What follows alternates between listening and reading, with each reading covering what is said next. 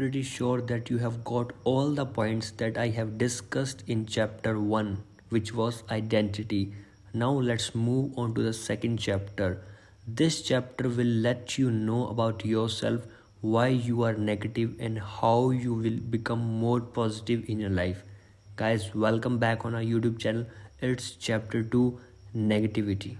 There is a quote written over there. It is impossible to build one's own happiness on the unhappiness of others. It is the summer after my third year of college. I have returned from spending a month at the ashram and am now entering for a finance firm.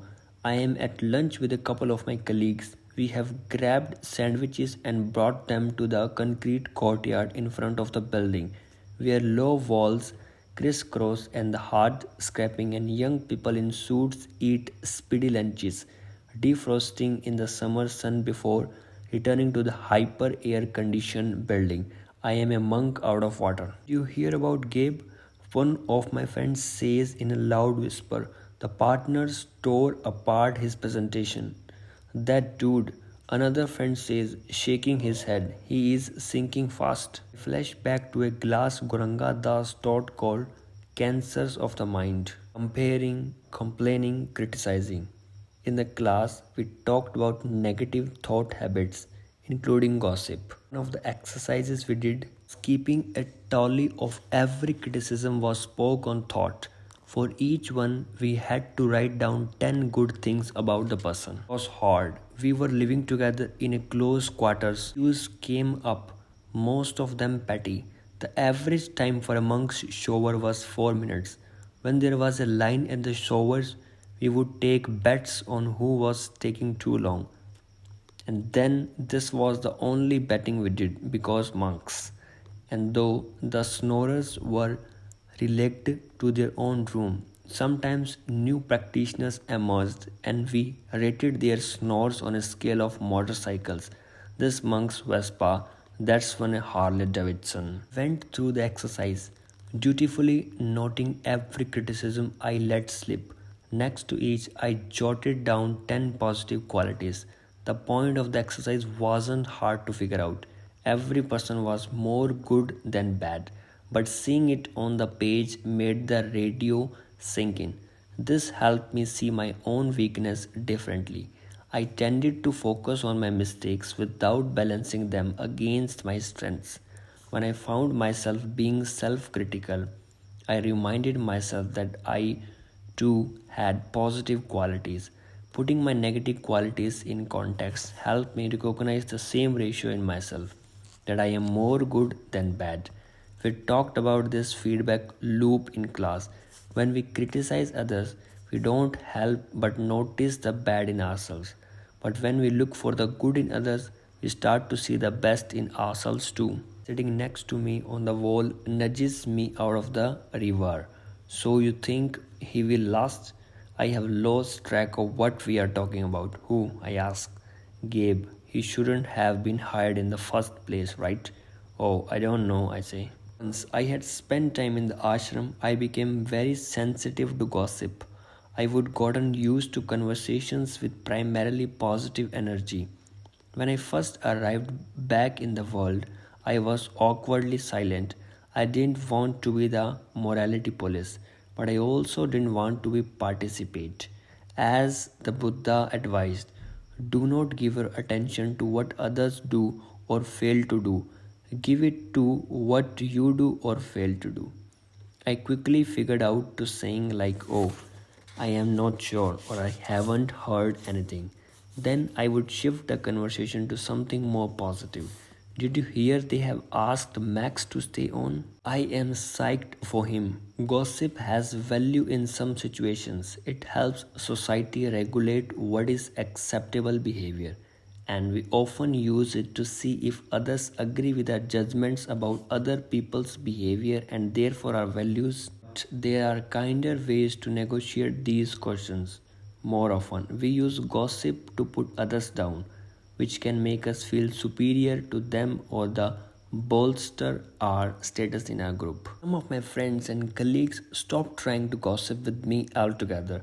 We had real conversations instead. Some trusted me more, realizing that since I didn't gossip with them, I wouldn't gossip about them.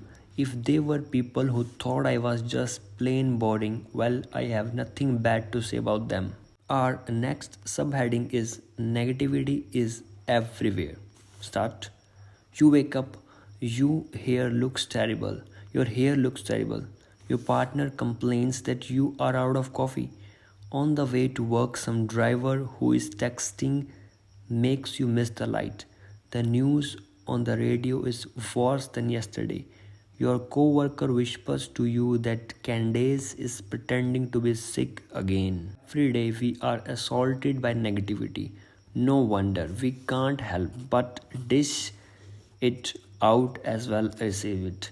We report the aches and pains of the day rather than the small joys. We compare ourselves to our neighbors, complain about our partners, say things about our friends behind their backs.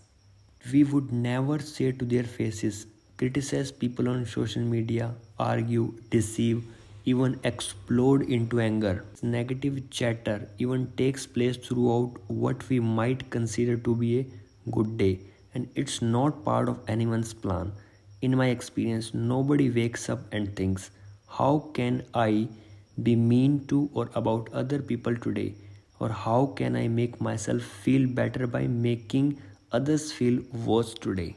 Negativity often comes from within. We have three core emotional needs, which I think which I like to think of as peace, love, and understanding. Negativity in conversation, emotions, and actions often springs from a threat to one of the three needs, a fear that bad things are going to happen, loss of peace, a fear of not being loved, loss of love, or a fear of being disrespected, loss of understanding.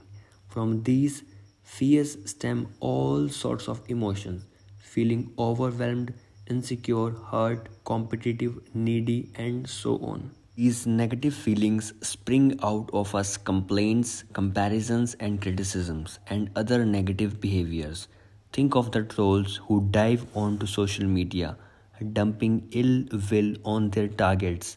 Perhaps their fear is that they are not respected, and they turn to trolling to feel significant.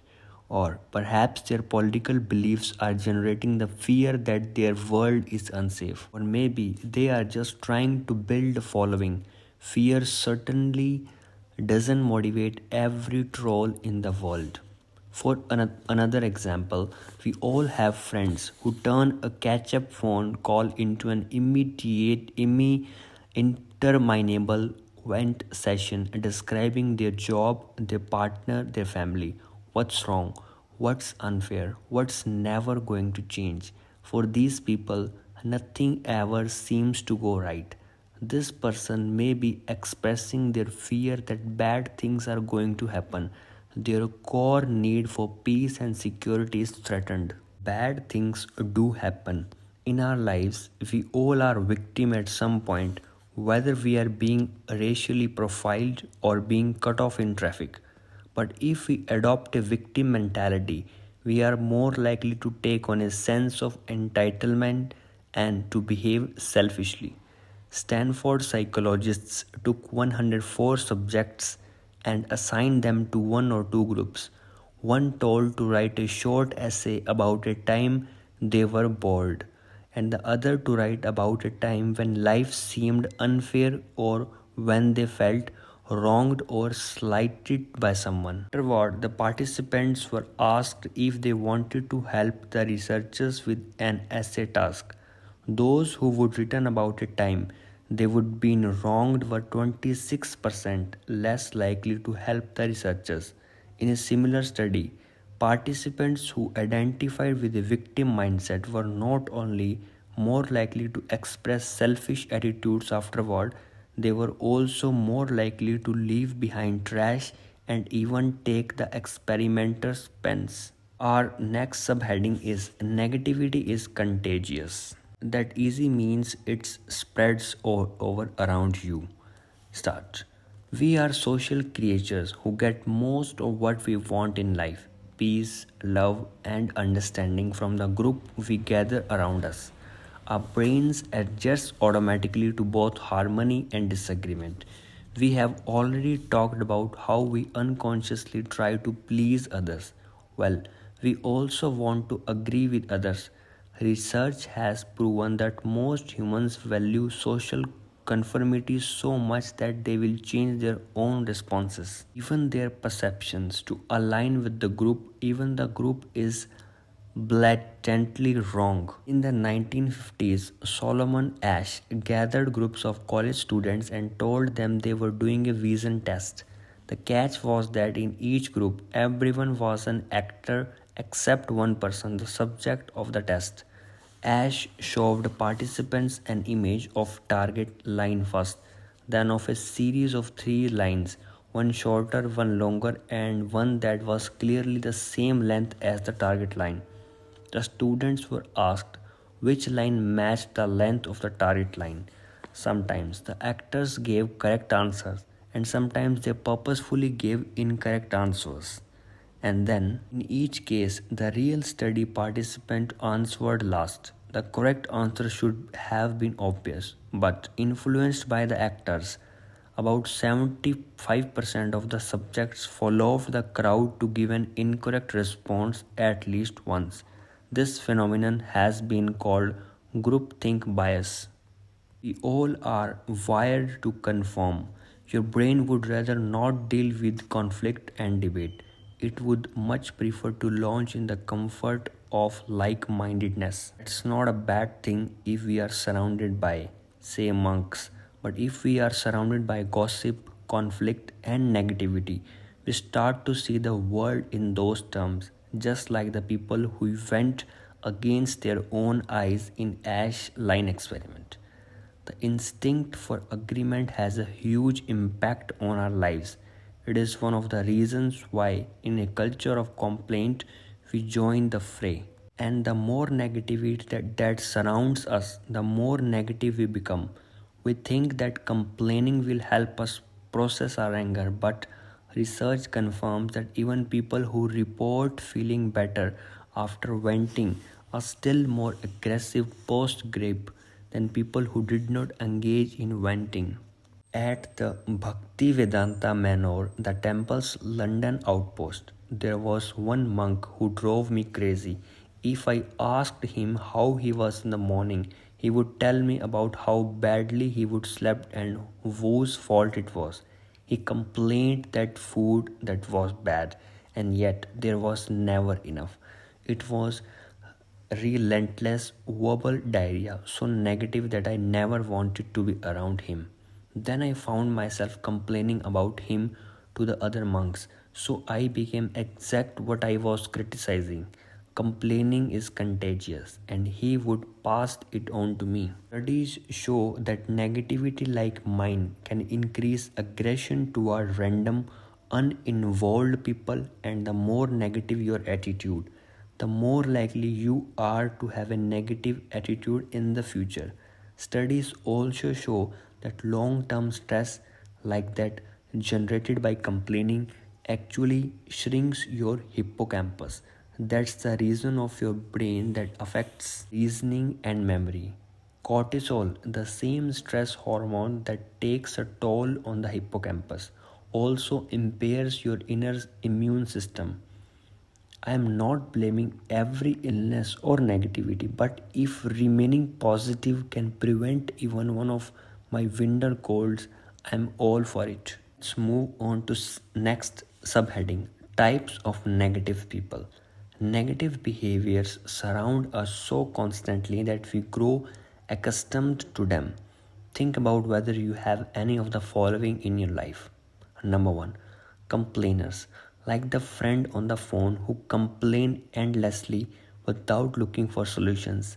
Life is a problem that we will be hard if not impossible to solve. Next is cancelers, who take a compliment and spin it. You look good today becomes you mean I looked bad yesterday. Casualties, who think the world is against them and blame their problems on others. Next one is critics, who judge others for either having a different opinion or not having one, for any choices they have made that are different from what the critic would have done.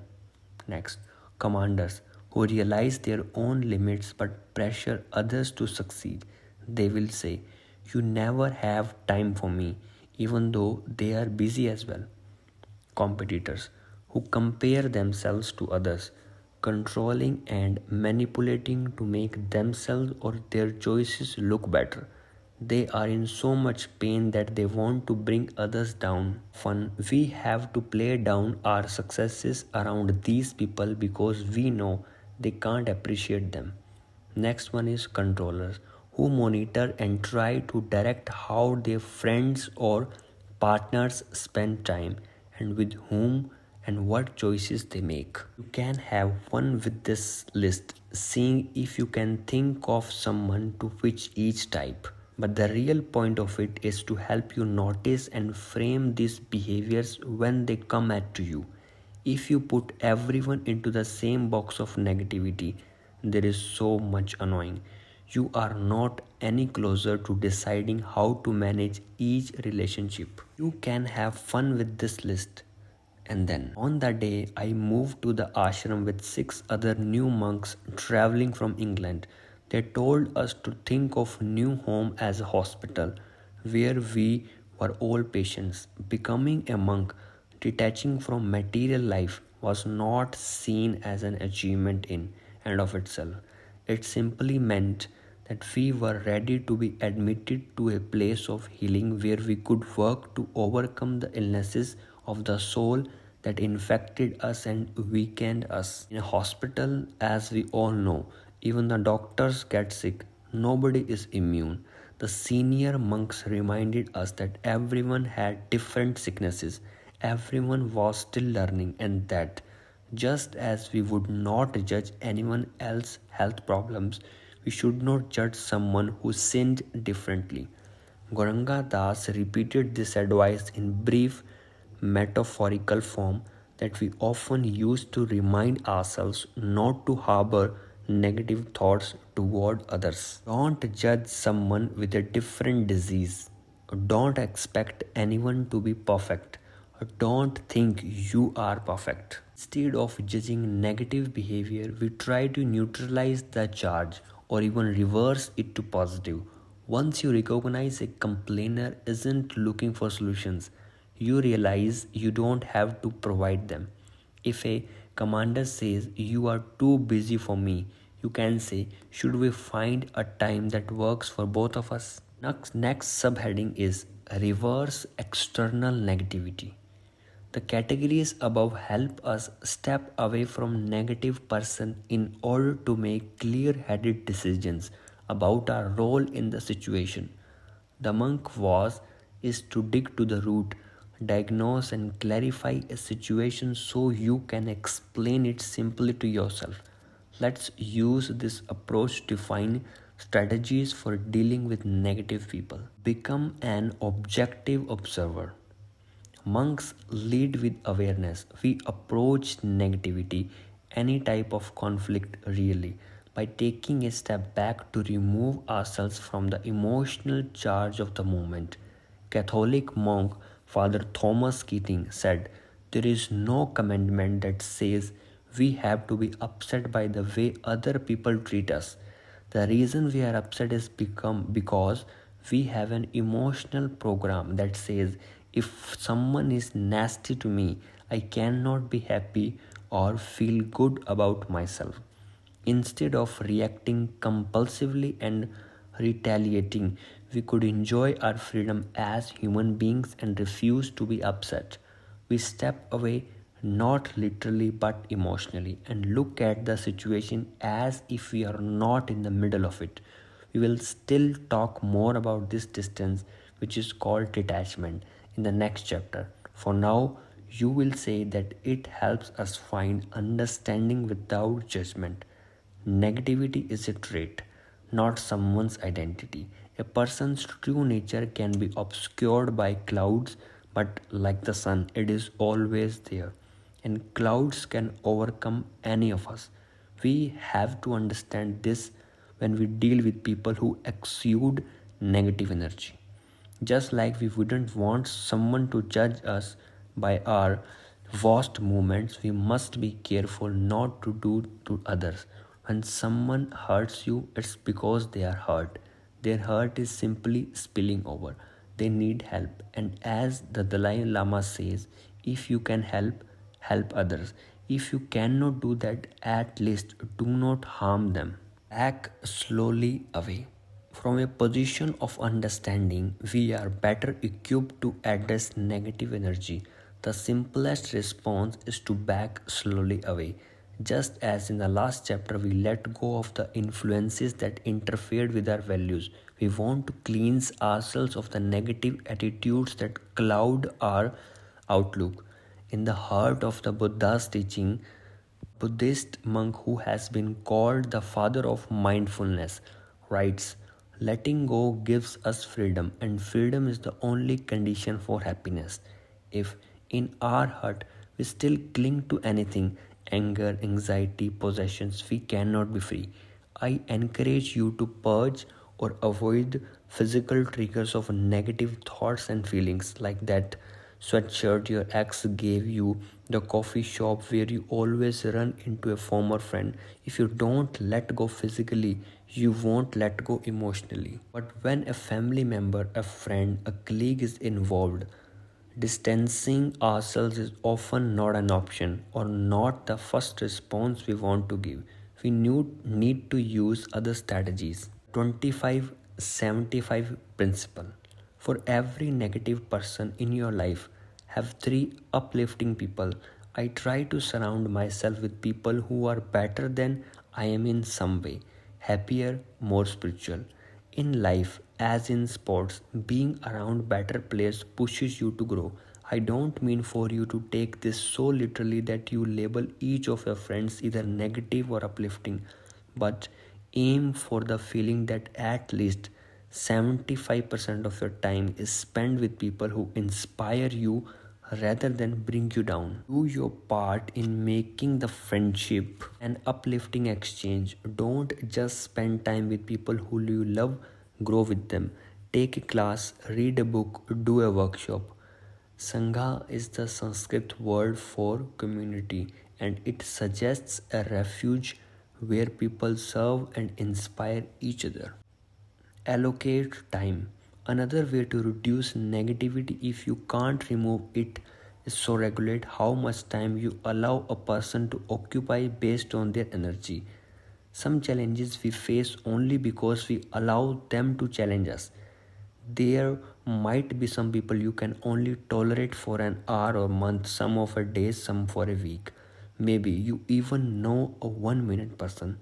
Consider how much time is best for you to spend time with them and don't exceed it. Don't be a savior. If all someone needs is an ear, you can listen without exerting much energy. If you try to be problem solvers, then we become frustrated when people don't take our brilliant advice. Desire to save others is ego driven. Don't let your own needs shape your response. In saying of the fathers, a compilation of teachings and maxims from Jewish rabbinic tradition, it is advised, don't count the teeth in someone else's mouth. Similarly, don't attempt to fix a problem unless you have the necessary skills. Think of your friend as a person who is drowning. If you are an excellent swimmer, a trained lifeguard, then you have the strength and wherewithal to help swimmer in trouble. Similarly, if you have the time and mind space to help another person, go for it. But if you are only a fair swimmer and you try to save a drowning person, they are likely to pull you down with them. Instead, you call for the lifeguard. Similarly, if you don't have the energy and experience to help a friend, you can introduce them to people or ideas that might help them. Maybe someone else in their rescuer. Move on to the next subheading, reverse internal negativity. Working from the outside is in the natural way of decluttering. Once we recognize and begin to neutralize the external negativities, we become better able to see our own negative tendencies and begin to reverse them. Sometimes we deny responsibility for the negativity that we ourselves put out in the world, but negativity doesn't always come from the other people and it isn't always spoken aloud. Envy, complaint, anger, it's easier to blame those around us for a culture of negativity, but purifying your own thoughts will protect us from the influence of others. The ashram, our aspirations for purity were so high that our competition came in the form of renunciation. I eat less than that monk. I meditated longer than everyone else. But a monk has to laugh at himself if the last thought he has at the end of the meditation is, "Look at me, I outlasted them all." If that's where he arrived, then that was the point of the meditation. In the monastic way, a compilation of quotes edited by Hannah Ward and Jennifer Wild, Sister Christine, in a monastery. The only competition allowed is to outstrip each other in showing love and respect. Competition breeds envy. In the Mahabharata, an evil warrior envies another warrior and wants him to lose all he has. The evil warrior hides a burning block of coal in his robes, planning to hurl it at the object of his envy. Instead, it catches fire and the evil warrior himself is burned. His envy makes him his own enemy. Envy's catty cousin is schadenfreude, which means taking pleasure in the suffering of others. When we derive joy from others people's failures, we are building our houses and pride on the rocky foundations of someone else's imperfection or bad luck. That is not steady ground. In fact, when we find ourselves judging others, we should take one. It's a signal that our minds are tricking us into thinking we are moving forward when in the truth is we are stuck. If I sold more apples than you did yesterday, but you sold more today, this says nothing about whether I am improving as an apple. The more we define ourselves in relation to the people around us, the more lost we are. We may never completely purge ourselves of envy, jealous, greed, lust, anger, pride, and illusion, but that doesn't mean we should ever stop trying. In Sanskrit, the word anarth generally means things not wanted, and to practice anartha nivritti is to remove that which is unwanted. We think freedom means being able to say whatever we want. We think freedom means that we can pursue all of our desires. Real freedom is letting go of things not wanted, the unchecked desire that lead us to unwanted ends. Letting go doesn't mean whipping away negative thoughts, feelings, and ideas completely. The truth is that these thoughts will always arise. It is what we do with them that makes the difference. The neighbor's barking dog is an annoyance. It will always interrupt you. The question is how you guide that response. The key to real freedom is self awareness. In your evaluation of your own negativity, keep in mind that even small actions have consequences. Even when we become more aware of others' negativity and say, "She is always complaining," we ourselves are being negative. At the ashram, we slept under mosquito nets. Every night, we would close our nets and use flashlights to confirm that they were clear of bugs. One morning, I woke up to discover that a single mosquito had been in my net and I had at least 10 bites. I thought of something the Dalai Lama said: "If you think you are too small to make a difference, try sleeping with a mosquito." Petty. Negative thoughts and words are like mosquitoes. Even the smallest ones can rob us of our peace. Spot, stop, swap. Most of us don't register our negative thoughts. much as I did not register that soul mosquito. To purify our thoughts, monks talk about the process of awareness, addressing, and amending. I like to remember this as spot, stop, and swap. First, we become aware of a feeling or issue, we spot it. Then, we pause to address what the feeling is and where it comes from. We stop to consider it, and last, we amend our behavior. We swap in a new way of processing the moment. The first one is spot. Becoming aware of negativity means learning to spot the toxic impulses around you. To help us confront our own negativity, our monks teaches told us to try not to complain, compare, and criticize for a week and keep a tally of how many times we failed. The goal was to see the daily tally decreases. The more aware we become of these tendencies, the more we might free ourselves from them. Listing your negative thoughts and comments will help you contemplate their origins. Are you judging a friend's appearance, and are you equally hard on your own? Are you muttering about your work without considering your own contribution? Are you reporting on a friend's illness to call attention to your own compassion, or are you hoping to solicit more support for that friend? Times, instead of reacting negatively to what is, we negatively anticipate what might be. This is suspicion. There is a parable around an evil king who went to meet a good king. When invited to stay for dinner, the evil king asked for his plate to be switched with the good king's plate. When the god king asked why, the evil king replied, "You may have poisoned this food." Good king laughed. That made the evil king even more nervous, and he switched the plates again, thinking maybe he was being double bluffed. The good king just shook his head and took a bite of the food in front of him. The evil king didn't eat that night. What we judge or envy or suspect in someone else can guide us to the darkness we have within ourselves. The evil king projects his own dishonor onto the good king.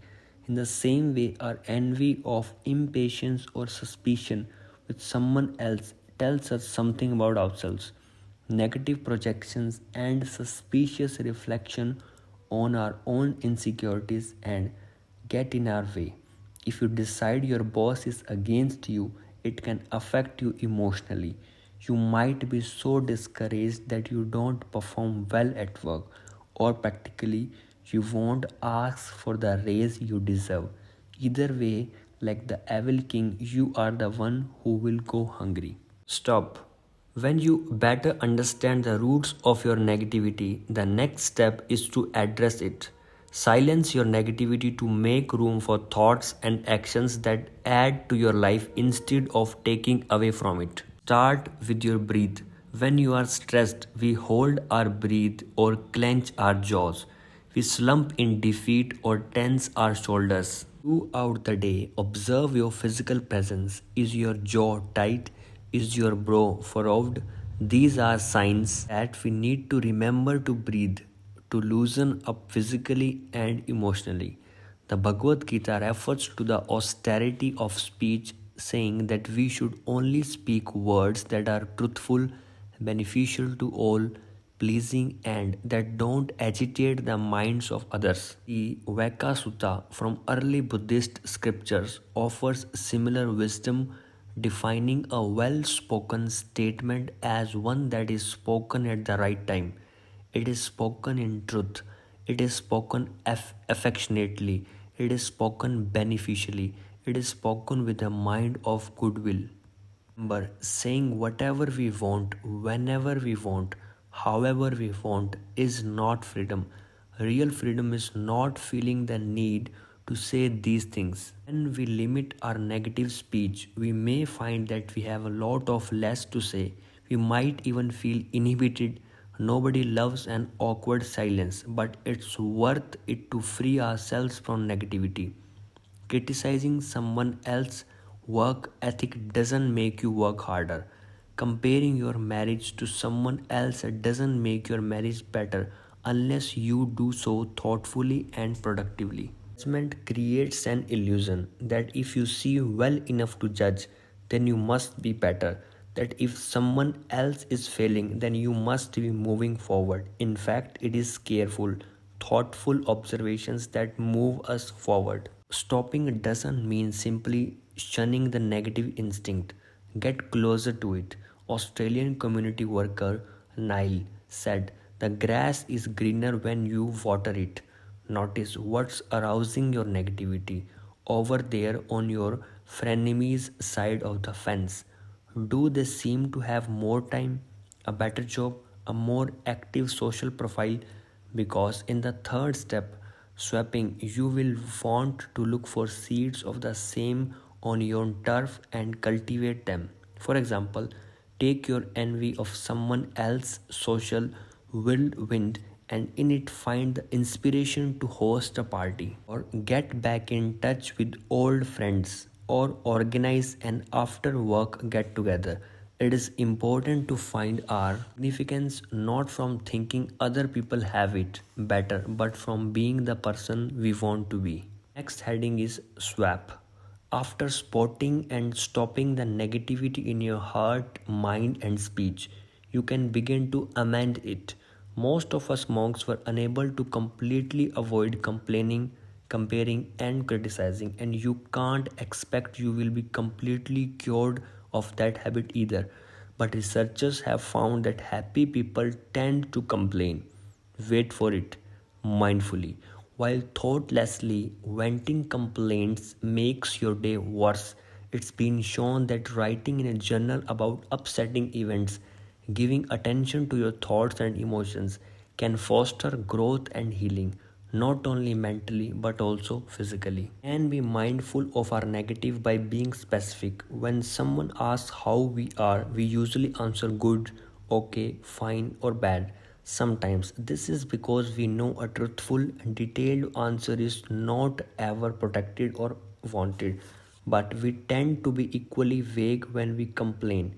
We might say we are angry or sad when we are offended or disappointed. Instead, we can better manage our feelings by choosing our words carefully. Instead of describing ourselves as feeling angry, sad, anxious, hurt, embarrassed, and happy, the Harvard Business Review lists 9 more specific words that we could use for each one of these emotions. Instead of being angry, we might better describe ourselves as annoyed, defensive, or spiteful. Monks are considered quiet because they are trained to choose their words so carefully that it takes some time.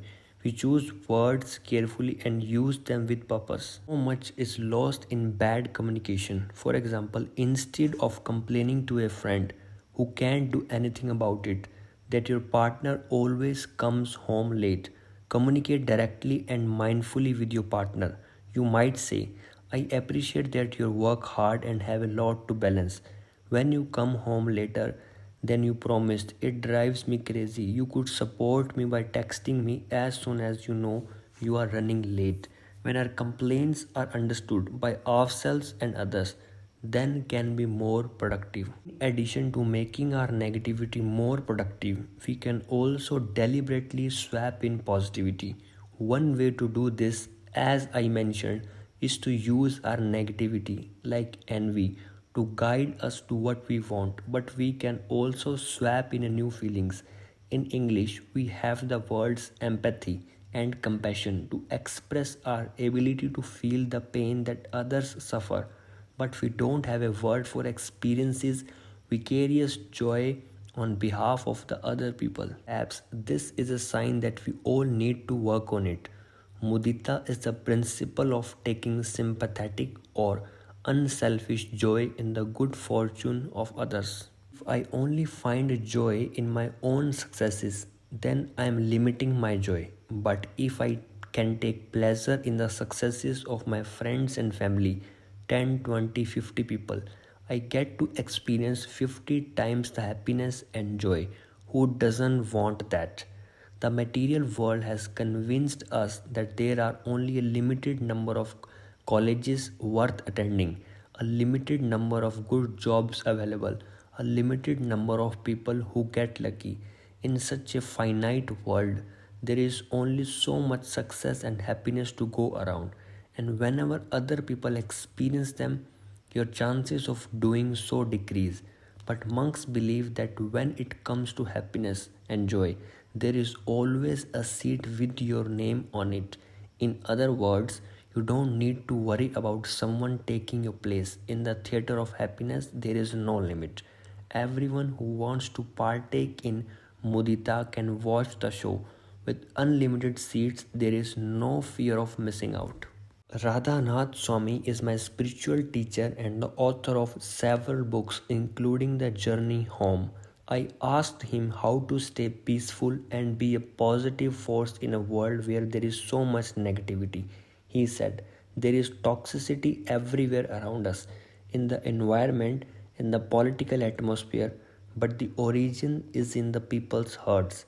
Unless we clean the ecology of our own heart and inspire others to do the same, we will be an instrument of polluting the environment. But if we create purity in our own heart, then we can contribute great purity to the world around us. Next subheading is Kasama, amending anger. We have talked about strategies to manage and minimize the daily negativity in your life.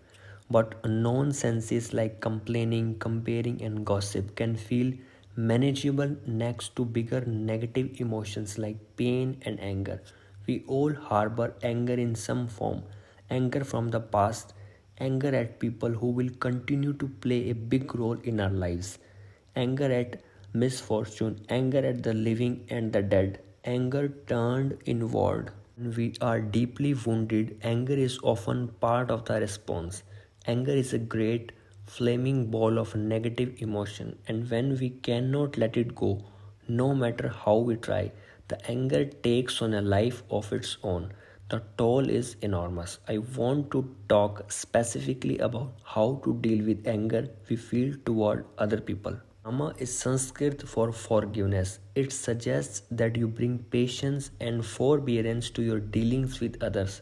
Sometimes we have been wounded so deeply that we can't imagine how might forgive the person who hurt us. But contrary to what most of us believe, forgiveness is an action we take within ourselves. Sometimes it's better and safer and healthier not to have direct contact with the person at all.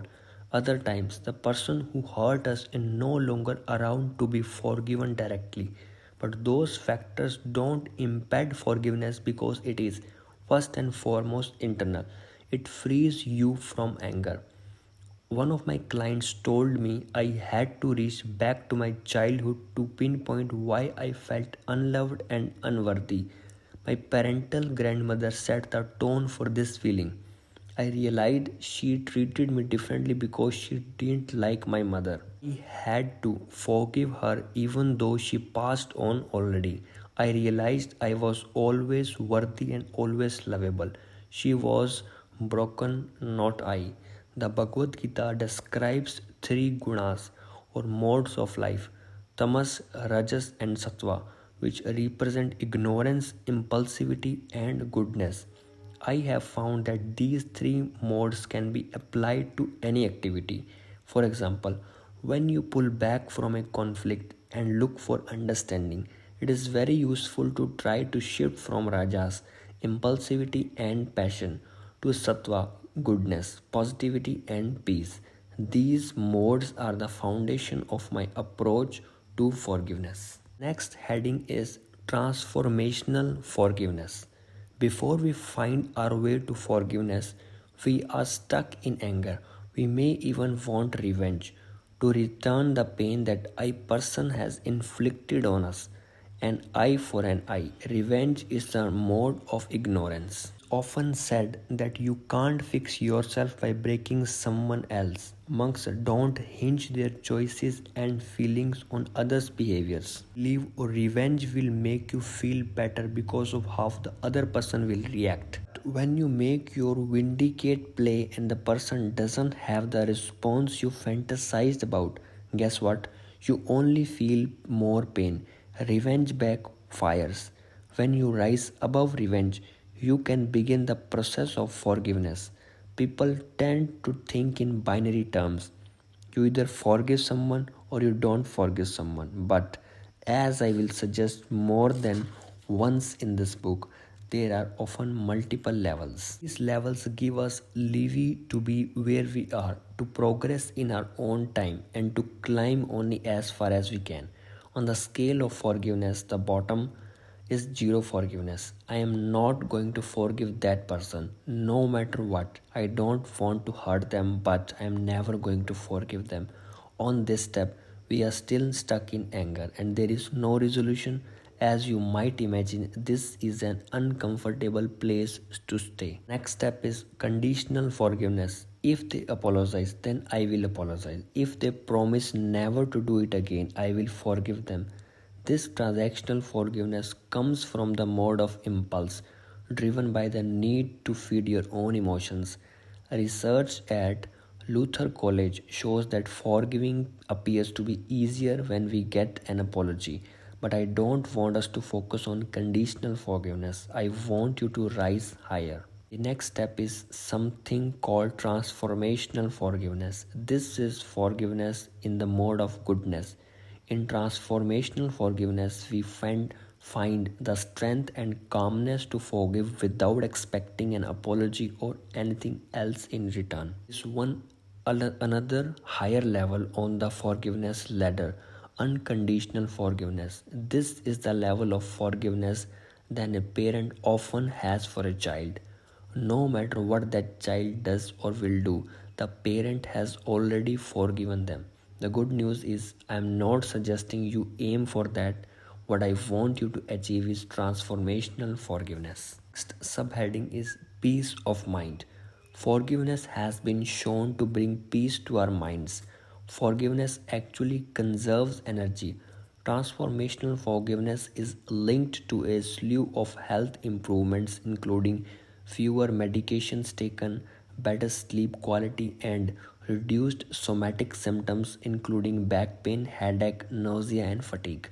Forgiveness eases stress because we no longer recycle the angry thoughts, both conscious and subconscious, that stressed us out in the first place. Fact, science shows that in close relationships there is less emotional tension between partners when they are able to forgive each other, and that promotes physical well-being.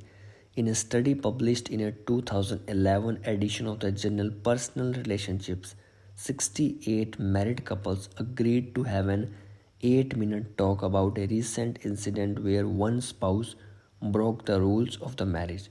The couples then separately watched replays of the interviews and researchers measured their blood pressure. In couple where the victim was able to forgive their spouse, both partners' blood pressure decreased. It just goes to show that forgiveness is good for everyone. Giving and receiving forgiveness both have health benefits. When we make forgiveness a regular part of our spiritual practice, we start to notice all of our relationships blossoming. We are no longer holding grudges, there is less drama to deal with. This heading is Forgiveness is a two-way street. Forgiveness has to flow in both directions. None of us is perfect, and though there will be situations where you are blameless, there are also times when there are missteps on both sides of a conflict. When you cause pain and others cause you pain, it is as if your hearts get twisted together into an uncomfortable knot. When we forgive, we start to separate our pain from theirs to heal ourselves emotionally. But when we ask for forgiveness at the same time, we untwist together. This is a bit trickier because we are much more comfortable finding fault in other people and then forgiving it. We are not used to admitting fault and taking responsibility for what we create in our lives. Next heading is forgiving ourselves. Sometimes when we feel shame or guilt for what we have done in the past, It is because those actions no longer reflect our values. Now, when we look at our former selves, we don't relate to their decisions. This is actually good news. The reason we are hurting over our past is because we have made progress. The best we could then, but we can do better now. What we could better than moving forward. We are already winning, we are already crushing it.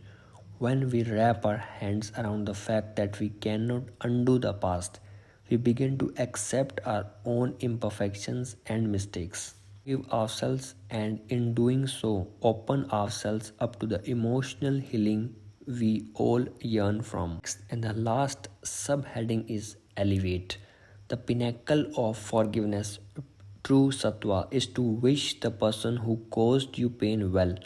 I became a Buddhist because I hated my husband. That's not something you hear every day. But Buddhist nun and author of When Things Fall Apart, Pema Jordan, is only kind of kidding. After her divorce, she went into a negativity spiral where she entertained revenge fantasies because of husband's affair. Eventually, she came across the writings of Rinpoche, a meditation master who founded Naropa University in Boulder, Colorado. In reading his work, she realized that the relationship had become like a malignant cell. Instead of dying off, her anger and blame were causing the negativity of the breakup to spend. Once Cordon allowed herself to become more like a river than a rock, she was able to forgive her husband and move forward.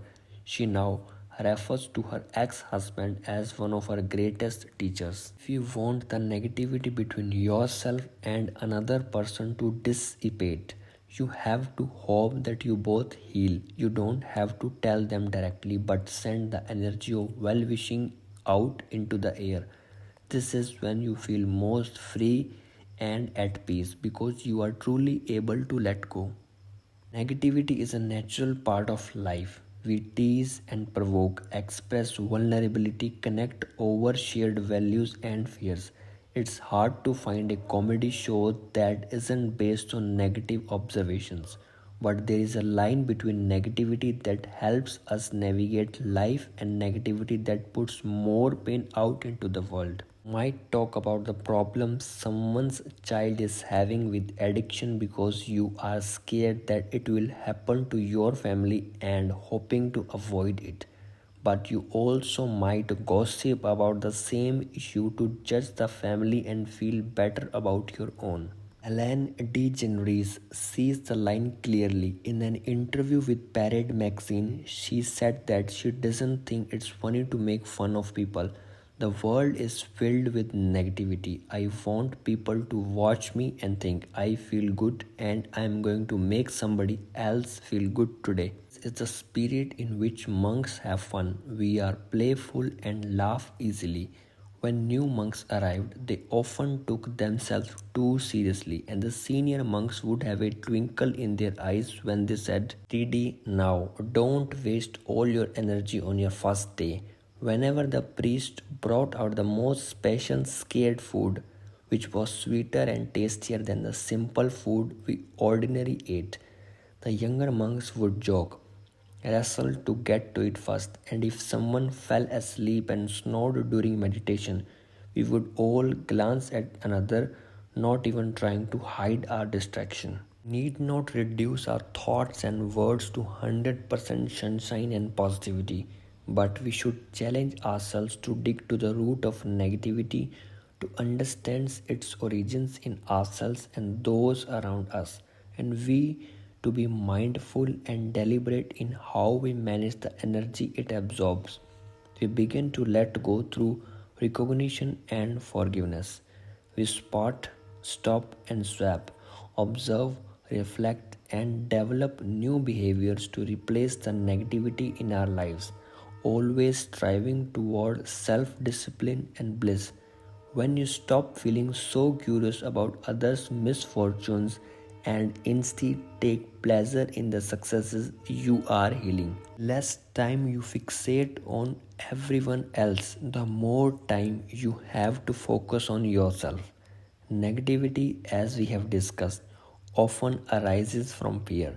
Next, we will explore fear itself, how it gets in your own way, and how we can make it to a productive part of life. Guys, that was all about the chapter second, which was negativity, and I hopefully you will get all the points deeply and with understanding of each word of that have written in this book. And in the last, I personally feel that you will share this video as much as you can with your friends and family members because it has the positivity you are feeling right now, and I know you will share this as much as. Thank you so much from the bottom of my heart to listening to me, and we'll meet you in the next part. Thanks.